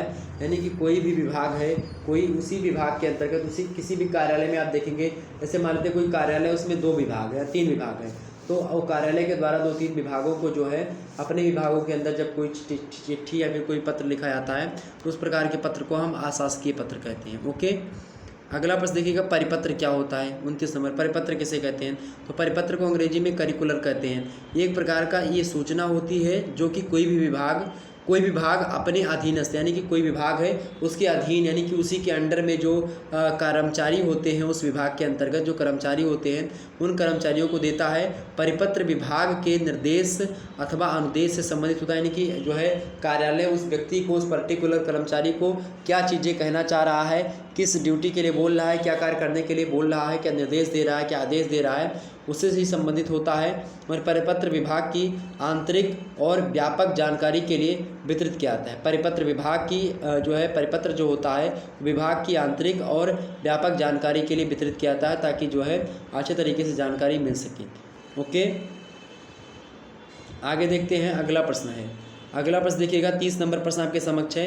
अनुस्मारक यानी कि रेमिएंडर से आप क्या समझते हैं। रेमिएंडर क्या होता है। तो किसी आवश्यक सरकारी पत्र के ना प्राप्त होने पर, किसी आवश्यक सरकारी पत्र के ना प्राप्त होने पर या विलंब होने पर, किसी सरकारी पत्र के देर से आने पर क्या होता है, संबंधित विभाग यानी कि देर से मतलब कि आज आनी थी, मान लेते कि 14 तारीख को आनी थी तो 14 को नहीं आई, और जो प्रकार से 15 को नहीं आई, 16 को नहीं आई, 17 को नहीं आई, तो 18 को लोग क्या करेंगे, अनुस्मारक पत्र लिखेंगे ताकि जो है उसको याद दिलवाएं जिसने भेजा है कि अभी तक तुमने इस मुद्दे पर जो पत्र भेजना था वो आपने नहीं भेजा है, कृपया करके इस पत्र को भेजें। ये अनुस्मारक पत्र होता है। यानी कि किसी आवश्यक सरकारी पत्र के ना प्राप्त होने पर अथवा प्राप्त होने में विलंब होने पर संबंधित विभाग को, यानी जिसको पत्र भेजना था उस विभाग को जो स्मरण पत्र लिखा जाता है उसे ही अनुस्मारक पत्र कहते हैं। अनुस्मारक जो होता है तार, टेलीफोन और दूरगामी पत्र के द्वारा भी भेजा जा सकता है, फ़ोन भी किया जा सकता है, और जो है प्रकार से और भी तार के माध्यम से, फ़ोन के माध्यम से, तमाम प्रकार की चीज़ें अब तो हो गई। 31 नंबर प्रश्न है, बिट और बाइट में क्या अंतर है। तो किसी भी तरह का डाटा कंप्यूटर में प्रदर्शित होने के लिए एक बाइट की इकाई में जगह लेता है। एक बाइट को 8 भागों में बांटा जाता है, इन्हीं 8 भागों को ही बिट कहा जाता है। ओके, ये बात है लिखेंगे। तो किसी भी तरह का डाटा कंप्यूटर में प्रदर्शित होने के लिए एक बाइट की आवश्यकता है, एक बाइट की इकाई में जगह लेता है सबसे पहले, और एक बाइट को 8 भागों में हम बांटते हैं या बांटा जा सकता है, इन्हीं 8 भागों को ही बिट कहते हैं। निष्कर्षतः कहा जा सकता है कि 8 बिट मिलकर के एक बाइट का निर्माण करते हैं। 8 बिट मिलकर के एक बाइट का निर्माण करते हैं। 1000 बाइट से 1 किलो बाइट, 1000 बाइट से 1 किलो बाइट यानी कि KB जो होता है उसी को किलो बाइट बोलते हैं, और 1000 किलो बाइट से 1 मेगाबाइट यानी कि MB तथा 1000 मेगाबाइट से 1 जो है गीगाबाइट का निर्माण होता है। समझे कि नहीं समझे। यानी कि आप देखेंगे 1000 बाइट जब मिलती हैं तो 1 KB बनता है, 1 किलो बाइट बनता है। ओके, और जब 1000 किलो बाइट मिलते हैं यानी कि 1000 KB मिलता है तो 1 MB बनता है, आपको पता ही होगा। और 1000 जब मेगाबाइट इकट्ठा होते हैं यानी कि 1000 MB जब इकट्ठा होता है तो 1 GB का निर्माण होता है, यानी कि 1000 MB जब पता होगा आप सभी को 1 GB का निर्माण होता है। 1 GB सभी को पता होगा, आपको शायद जो है एक बाइट ना पता हो लेकिन KB तो सभी को पता होता है कि हाँ 200 KB का दे रहा है नेट या 300 KB दे रहा है, तो KB पता होगा। ठीक है, B पता होना चाहिए, तो बाइट जो है वो B होता है, कभी कभी लिखा तो 0B, तो इसका मतलब क्या होता है बाइट। ओके, तो 1000 बाइट मिल करके 1 KB। ओके, 1000 बाइट बराबर 1 KB, और एक प्रकार से 1000 KB बराबर 1 MB, और 1000 MB बराबर क्या होता है 1 GB। ओके, ये बात क्लियर हो गई। अगला प्रश्न देखिएगा, 32 नंबर प्रश्न है, सॉफ्टवेयर कितने प्रकार के होते हैं। सॉफ्टवेयर मुख्य रूप से 3 प्रकार होते हैं। एक होता है सिस्टम सॉफ्टवेयर, एक होता है एप्लीकेशन सॉफ्टवेयर, एक होता है एंटीवायरस सॉफ्टवेयर। सिस्टम सॉफ्टवेयर को ऑपरेटिंग सॉफ्टवेयर भी कहा जाता है, और पूरे विश्व में विंडोज़ कंपनी के बनाए गए जो सॉफ्टवेयर हैं ये अधिकांशतः सिस्टम सॉफ्टवेयर के रूप में ही प्रयुक्त किए जाते हैं। सिस्टम सॉफ्टवेयर के रूप में विंडोज 7 जो होता है ये मोस्ट इंपॉर्टेंट है, ऑब्जेक्टिव में प्रश्न से बनते हैं। अगला प्रश्न देखिएगा, 33 नंबर प्रश्न आपके समक्ष है, वर्ड प्रोसेसिंग किसे कहते हैं। वर्ड प्रोसेसिंग किसे कहते हैं भैया। तो किसी भी भाषा, हिंदी, अंग्रेजी में किसी प्रकार की उपयोगी सामग्री तैयार करने की प्रक्रिया वर्ड प्रोसेसिंग कहलाती है। टेक्स्ट पार्ट को टाइप या delete, cut paste, copy, print आदि क्रियाएं वर्ड प्रोसेसिंग का ही हिस्सा हैं। ये सारे कार्य कंप्यूटर करता है, इसीलिए कंप्यूटर को वर्ड प्रोसेसर भी कहा जाता है। वर्ड प्रोसेसर समझ में आ गई बातें। किसी भी भाषा यानी कि चाहे हिंदी हो चाहे अंग्रेजी हो, उसमें किसी प्रकार की उपयोगी सामग्री तैयार करने की प्रक्रिया ही क्या कहलाती है? ये वर्ड प्रोसेसिंग कहलाती है। ओके, ये बात ध्यान रखेंगे। किसी टेक्स्ट को आपको टाइप करना हुआ, उसको डिलीट करना हुआ, कट पेस्ट करना हुआ, कॉपी पेस्ट करना हुआ, प्रिंट करना हुआ, ये सभी क्रियाएं वर्ड प्रोसेसिंग के अंतर्गत ही आती हैं। ओके, ये सब क्रियाएं क्या हैं? वर्ड प्रोसेसिंग के अंतर्गत ही आती हैं। सारी चीज़ समझ में आ गई। आगे देखते हैं। इसीलिए वर्ड प्रोफेसर और डाटा प्रोफेसर भी कहा जाता है किसको? कंप्यूटर को। 34 नंबर प्रश्न आपके समक्ष है। डाटा यानी कि डेटा प्रोसेसिंग से आप क्या समझते हैं? ऐसी लगातार की जाने वाली प्रक्रिया, डाटा प्रोसेसिंग ऐसी लगातार की जाने वाली प्रक्रिया है जो कच्ची सूचना यानी कि डेटा को उपयोगी सूचना यानी कि इन्फॉर्मेशन में बदल देता है। तो जो डेटा को किस में बदल देता है? इन्फॉर्मेशन में बदल देता है। ऐसी लगातार की जाने वाली प्रक्रिया जो डेटा क्या है? कच्ची सूचना है। तो कच्ची सूचना को उपयोगी सूचना में यानी कि डेटा को इन्फॉर्मेशन में बदल देता है, उसी को हम डेटा प्रोसेसिंग कहते हैं, मतलब कि कहते हैं। और ऐसी डिजिटल मशीनरी जो कि डाटा को प्रोसेस करे वो डाटा प्रोफेसर कहलाती है। ठीक है, डाटा को प्रोसेस करने वाली मशीन कौन सी क्या कहलाती है? डाटा प्रोफेसर कहलाती है। और इसके अंतर्गत विभिन्न विषयों और क्षेत्र के आंकड़ों को अपनी आवश्यकता के अनुसार क्रमबद्ध तरीके से व्यवस्थित किया जा सकता है। ओके, आगे देखते हैं। 35 नंबर प्रश्न है। 35 नंबर प्रश्न देखिएगा सभी लोग। 35 नंबर प्रश्न आपके समझ दिया हुआ है कि फांट प्रबंधन किसे कहते हैं? तो किसी भी भाषा के अक्षर यानी कैरेक्टर्स, अंक यानी नंबर्स, आकृतियाँ यानी कि शेप्स। ओके, तो किसी भी भाषा के अक्षर, अंक और आकृतियाँ जो कि विशिष्ट आकार प्रकार में रहे उन्हीं को हम फांट कहते हैं।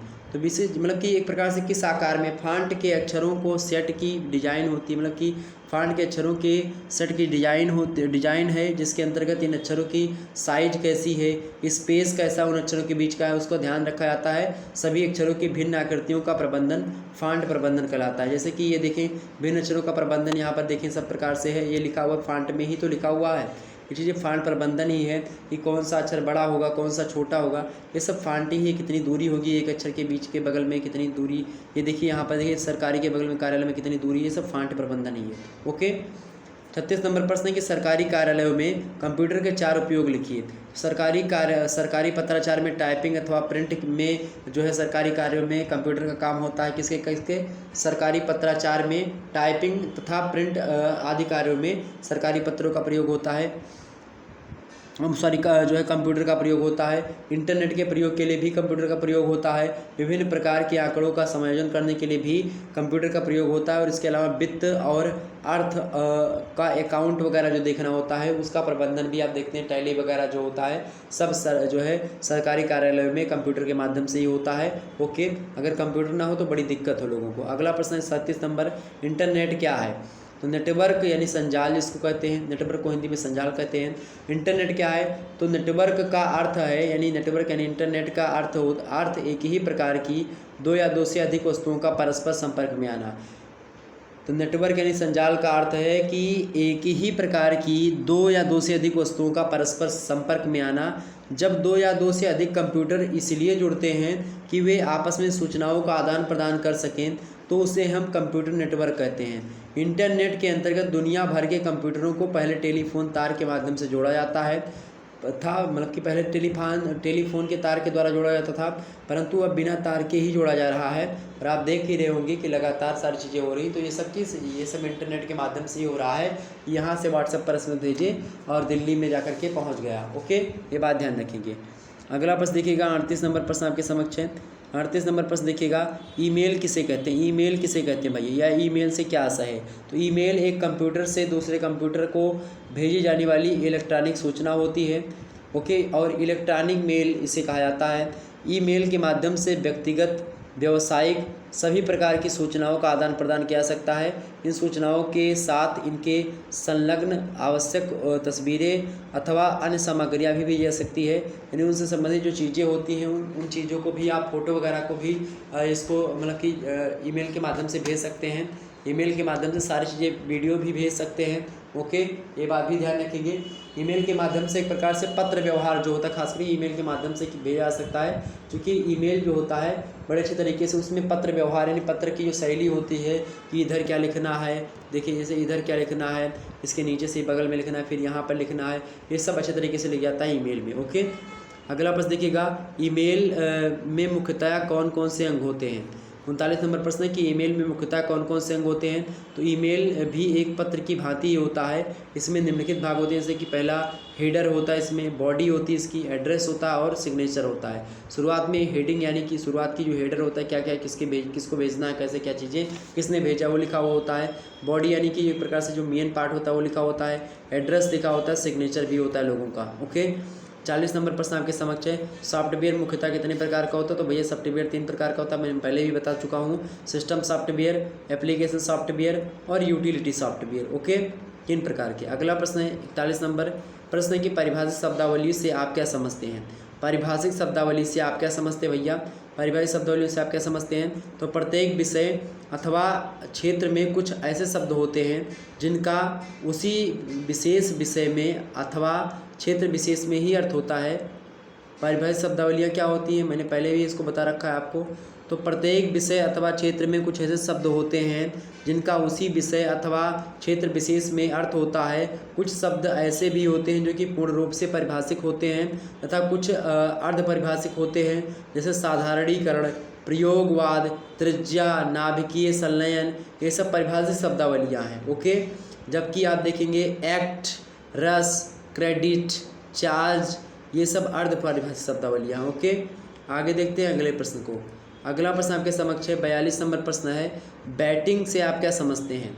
बैटिंग से आप क्या समझते हैं। तो बैटिंग को हिंदी में पुनर्निरीक्षण भी कहा जाता है। क्या कहा जाता है हिंदी में, पुनर्निरीक्षण कहा जाता है बैटिंग को। और अनुवाद का पूरा अनुवाद पूरा हो जाने के बाद इसकी जांच और सुधार की जो प्रक्रिया होती है उसी को पुनरीक्षण यानी कि बैटिंग बोला जाता है। यानी जब आप किसी भाषा से किसी दूसरी भाषा में कन्वर्ट कर रहे हो यानी अनुवाद कर रहे हो तो उसको एक बार फिर से देखा जाता है कि हाँ उसका भाव जो है वो सही मिल रहा है कि नहीं मिल रहा है। यानी अंग्रेजी में जिस भाव को वो लेखन दे रहा था, वो लेख दे रहा था, क्या हिंदी में हमने उसका अनुवाद किया है, क्या वह लेख हिंदी में भी वही भाव दे रहा है। अगर ऐसा होता तो इसी प्रक्रिया यानी जो ये करने की प्रक्रिया है उसको चेक करने की, उसी को पुनरीक्षण कहा जाता है।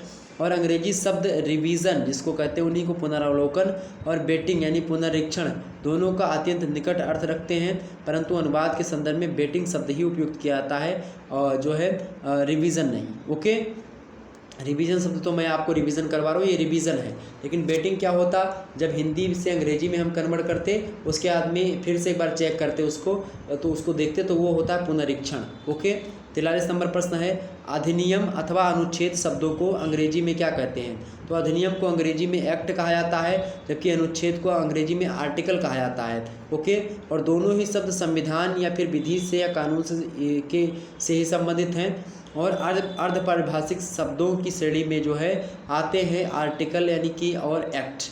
ये दो शब्द जो होते हैं अधिनियम और जो अनुच्छेद होता है ये अर्ध परिभाषित शब्दावलियों में आते हैं। समान रूप से एक्ट का अर्थ एक्शन के भाव से होता है, एक्शन के भाव में होता है, और आर्टिकल का अर्थ जो होता है लेख या वस्तु के लिए होता है। ओके, अगला प्रश्न देखिएगा, 44 नंबर प्रश्न है आपका, एडहॉक और अप्रूवल को हिंदी में क्या कहते हैं। तो एडहॉक को हिंदी में तदर्थ बोला जाता है और अप्रूवल को अनुमोदन बोला जाता है। अंग्रेजी में ऑब्जेक्टिव में ऐसे प्रश्न पूछेगा, एडहॉक को हिंदी में क्या बोलते हैं, तदर्थ। ओके, अप्रूवल को क्या बोलते हैं, अनुमोदन बोलते हैं।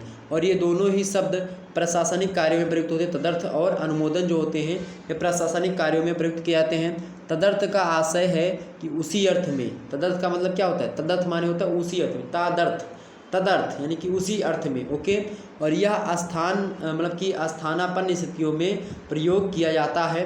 ओके, तदर्थ। जबकि अनुमोदन जो होता है इसका प्रयोग किसी प्रस्ताव, नियुक्ति, संधि अथवा संविदा आदि की स्वीकृति के संदर्भ में किया जाता है। अनुमोदन किया जाता है किसी चीज़ की, किसकी स्वीकार आप कर लो, ठीक है, वो चीज़ हो गया, अनुमोदन किया जाता है।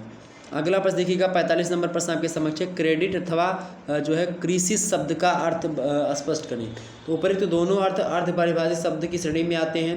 क्रेडिट मतलब होता है वित्तीय क्षेत्र में, वित्तीय क्षेत्र में अर्थ होता है इसका, यानी कि साख। वित्तीय क्षेत्र में क्या अर्थ होता है क्रेडिट का, साख। और क्रिसिस शब्द का वित्तीय क्षेत्र में इससे संबंधित होता है।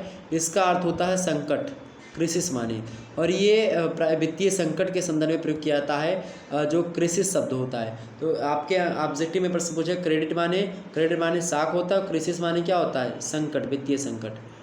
अगला प्रश्न 46 नंबर प्रश्न देखेंगे, अनुवाद या फिर जो है लिप्यंतरण में क्या अंतर होता है, बताने का प्रयास करें फटाफट से। अनुवाद तथा लिप्यंतरण में क्या अंतर होता है। लिपियंत्रण माने जो लिखनी है, यानी हिंदी में लिखा हुआ है तो उसको हम अंग्रेजी में लिखते हैं, ठीक है, यानी अंग्रेजी यानी रोमन शैली में लिखते हैं, रोमन लिपि में लिखते हैं, हिंदी लिपि में। जैसे मान लेते हैं यहाँ पर राम लिखा है, तो इसको, इस राम को इस तरीके से लिखा है, इसी राम को हम किस तरीके से लिखते हैं, इसी राम को हम इस तरीके से लिख दें, लिखा राम ही है और ये है, तो इसको हम क्या बोलते हैं, इसको हम लिपि अंतरण बोलते हैं। लेकिन लिखा क्या है, मान लेते हैं लिखा है कैट, CAT कैट लिखा है, इसको मैंने लिख दिया क्या, इसको लिख दिया मैंने बिल्ली, इसको लिख दिया मैंने बिल्ली। अच्छा, बिल्ली मैंने लिखा, तो ये भी जो है एक प्रकार से लिपि अंतरण तो हुआ, क्योंकि ये कैट रोमन लिपि में है और ये बिल्ली जो है आपका जो किस लिपि में है, बिल्ली किस लिपि में है, तो बिल्ली आपका देवनागरी लिपि में है। तो कैट से क्या हुआ, बिल्ली, ये लिपि अंतरण हुआ। लेकिन कैट जो है यहाँ पर अंग्रेजी शब्द है और बिल्ली जो है यहाँ पर हिंदी शब्द है। ओके, कैट हिंदी शब्द है, कैट अंग्रेजी शब्द है और बिल्ली हिंदी शब्द है। तो एक प्रकार से क्या हुआ, यहाँ पर अनुवाद हो गया, कैट का बिल्ली, ये क्या हो गया, अनुवाद हो गया। ओके, जबकि यहाँ पर राम का अनुवाद या फिर राम का अनुवाद हुआ नहीं हुआ, केवल लिपि का अंतरण हुआ। ओके, ये बात ध्यान रखेंगे। देखिए, तो अनुवाद का अर्थ होता है कि एक भाषा की सामग्री यानी लिखित सामग्री को दूसरी भाषा की लिखित सामग्री में परिवर्तित करना ही एक प्रकार से क्या होता है, अनुवाद होता है। इसमें अनुवाद में भाषा ही परिवर्तित हो जाती है, जबकि लिपि अंतरण में किसी भी लिखित सामग्री को लिपि मतलब कि उसकी लिपि परिवर्तित की जाती है। और आजकल हिंदी भाषा को रोमन लिपि में लिखने का प्रचलन बढ़ गया है, जिसे मोबाइल मैसेज तथा इंटरनेट, ईमेल आदि में देखा जा सकता है। जैसे आप देखेंगे कि आप लिखें कि आप कैसे हैं, तो अंग्रेजी में आप लिखेंगे आप, ठीक है, कैसे हैं, ये लिखा आपने। अच्छा, ये लिखा तो आपने रोमन लिपि में है, लेकिन भाषा क्या है इसकी, भाषा तो हिंदी है ना। आप कैसे हैं, आप कैसे हैं, भाषा हिंदी है, लिखा किस में आपने, रोमन शैली में, रोमन लिपि में। तो रोमन लिपि में लिखा, लेकिन भाषा हिंदी है, तो इसी को हम लिपि अंतरण बोलते हैं। आप व्हाट्सएप पर तो ऐसे ही SMS करते हैं कि आप हिंदी में लिखते हैं कि आप कैसे हैं। ओके, अगला प्रश्न देखिए, 47 नंबर प्रश्न है, ब्लॉग के प्रकारों को संक्षेप में प्रकाश डालें। अच्छा, व्हाट्सएप पर तो एक अलग दुनिया है, एक अलग भाषा है, उसमें ना रोमन लिपि ना हिंदी, कुछ नहीं, सब मिक्सचर चलती है। भारत की खास करके बात करिए, इतनी 60 भाषा, इससे कि गुड मॉर्निंग को क्या लिखा जाता है, गुड मॉर्निंग को GM, ठीक है, और गुड नाइट को GN। ओके, गुड आफ्टरनून को क्या बोलते हैं, GD नून। ओके, इसी प्रकार से क्या बोलते हैं, टेक केयर को क्या बोलते हैं, TC। ओके, यानी TC कटा लो आप अपनी। ओके, इसी प्रकार से आप देखेंगे जो है प्रकार से तमाम प्रकार। अच्छा, बाय जो शब्द है BYE होता है, अब इस बाय को एक प्रकार से BYE ही केवल लिख दिया, बाय हो गया। ओके, लेकिन इस बाय मतलब से होता है, द्वारा होता है, उससे नहीं मतलब है, अर्थ बदले उससे नहीं मतलब है, भाव बस वो समझते हैं। अच्छा, भाव भी समझते हैं। और व्हाट्सएप पर क्या होता है, कभी कभी जो सामने वाला ये प्रेषक होता है, यानी कि जो भेजने वाला होता है व्हाट्सएप पर संदेश, वो भेजना कुछ और चाह रहा है, लेकिन उसकी फीलिंग जो होती थी वो बदल जाया करती थी। इसीलिए अब फीलिंग के लिए इमोजीज़ का प्रयोग होने लगा है। इमोजी व्हाट्सएप पर आप देखते हैं हर जगह इमोजी जो है आने लगे हैं, ताकि जो है कोई संदेश के साथ साथ आप इमोजी लिख दें, किस जो है माइंडसेट से इस बात को लिख रहे हो, ठीक है, मजाकिया मोड में हो या आप गुस्से में हो, वो बात आप इमोजी के साथ लिख दें, तो इससे क्या होता है, भाव का भी बीच आदान प्रदान हो जाता है। ओके, 47 नंबर प्रश्न है कि ब्लॉग के प्रकारों को संक्षेप में प्रकाश डालिए। तो ब्लॉग के कई प्रकार होते हैं, विषय वस्तु और सामग्री के आधार पर हम लोग ब्लॉग को कई प्रकार से बांटते हैं। जैसे कि पहला होता है राजनीतिक ब्लॉग, दूसरा होता है कला संस्कृति से जुड़ा हुआ ब्लॉग, यानी सिनेमा से जुड़ा जो ब्लॉग होता है, यानी कि राजनीति संबंधित जो वीडियो बनाओ तो राजनीतिक ब्लॉग, कला संबंधित वीडियो बनाओ कला ब्लॉग, सिनेमा संबंधित सिनेमा ब्लॉग, साहित्य संबंधित ब्लॉग हो गया वीडियो बनाओ, पर्सनल ब्लॉग हो गया, ये सब क्या होता है, किसी पर्सनल व्यक्ति के बारे में, बिजनेस संबंधित ब्लॉग हो गया वीडियो। ओके, इसके अलावा और भी तमाम प्रकार की चीज़ें हैं, तो ये सब होता है ब्लॉगिंग। ओके, टॉपिकल किसी टॉपिक पर आपने ब्लॉग कर दिया, मेडिकल किसी मेडिकल पर मेडिकल चीज़ों पर, या ट्रेवल कहीं पर जा रहे हो ब्लॉग बना दिया, रिसर्च कोई हो रहा उस पर ब्लॉग कर दिया आपने, लीगल ब्लॉग यानी किसी पर लीगली जो है प्रकार से, और एजुकेशन सेक्टर में ब्लॉग कर दिया। तो तमाम प्रकार के ब्लॉग हो सकते हैं। ओके, कि खुद के जीवन में क्या क्या चल रहा है ये चीज़ें, और उसी के हिसाब से राजनीतिक जीवन में ये सब तमाम प्रकार की चीज़ें। 48 नंबर प्रश्न है, डिजिटल लाइब्रेरी के लाभों को संक्षेप में प्रकाश है। डिजिटल लाइब्रेरी के क्या क्या लाभ है भैया? तो डिजिटल लाइब्रेरी का पहला लाभ है कि बिना समय गंवाए सूचनाओं की तुरंत प्राप्त सूचना जो होती है, सूचनाएं तुरंत प्राप्त करने में सहायता प्रदान करना, ये होता है डिजिटल लाइब्रेरी का एक प्रकार से प्रभाव। ओके, डिजिटल लाइब्रेरी का ये लाभ है पहला। दूसरा लाभ है कि प्राप्त डाटा विश्वसनीय एवं गुणवत्ता युक्त होता है, ये भी एक प्रकार से इसका लाभ है।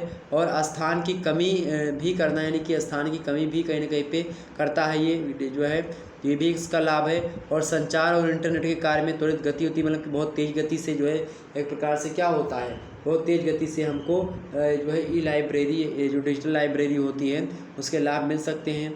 ओके, इसके अलावा सूचनाएं संभावना जो डाटा होता है हमारे पास बहुत जल्दी गति से पहुंच जाता है। सूचना के व्यवसायीकरण की संभावना में वृद्धि हो जाती है, ये भी लाभ है। और ज्ञान में वृद्धि की संभावना बढ़ जाती है, ये भी एक प्रकार से लाभ है।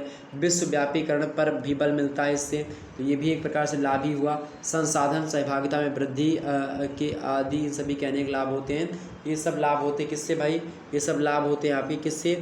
डिजिटल लाइब्रेरी से। ओके, अगला प्रश्न देखिएगा, 49 नंबर प्रश्न आपके समक्ष है। 49 नंबर प्रश्न है, शोध के अंगों के पर संक्षेप में प्रकाश डालिए।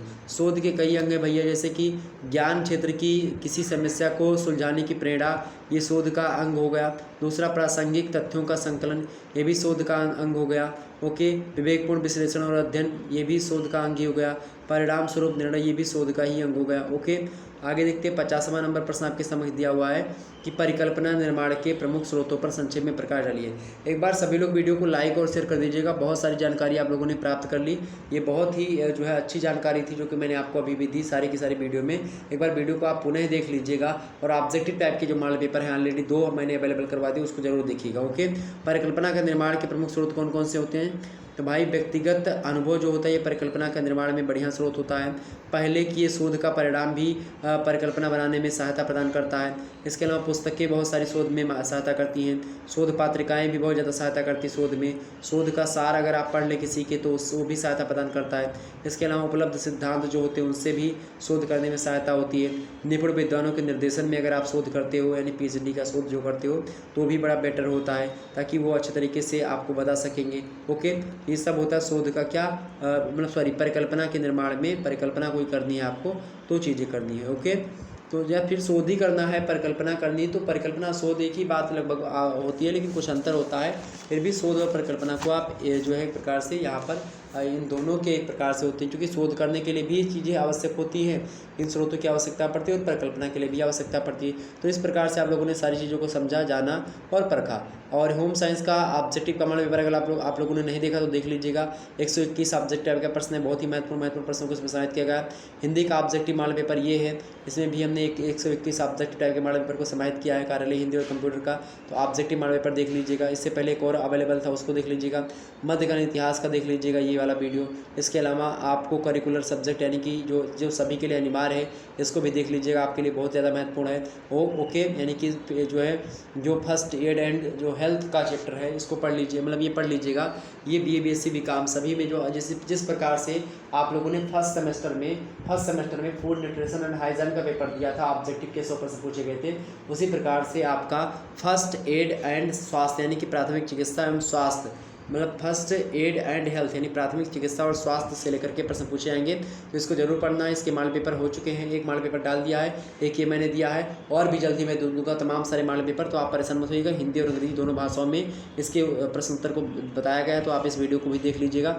चलिए फिर मिलते हैं हम नेक्स्ट वीडियो में, तब तक के लिए जय हिंद जय भारत। आप सभी का बहुत बहुत धन्यवाद हमारे से जुड़ने के लिए। इसी प्रकार से अपना प्यार हमेशा बनाए रखिएगा। बहुत बहुत धन्यवाद आप सभी, बहुत बहुत धन्यवाद मेरे प्यारे दोस्तों।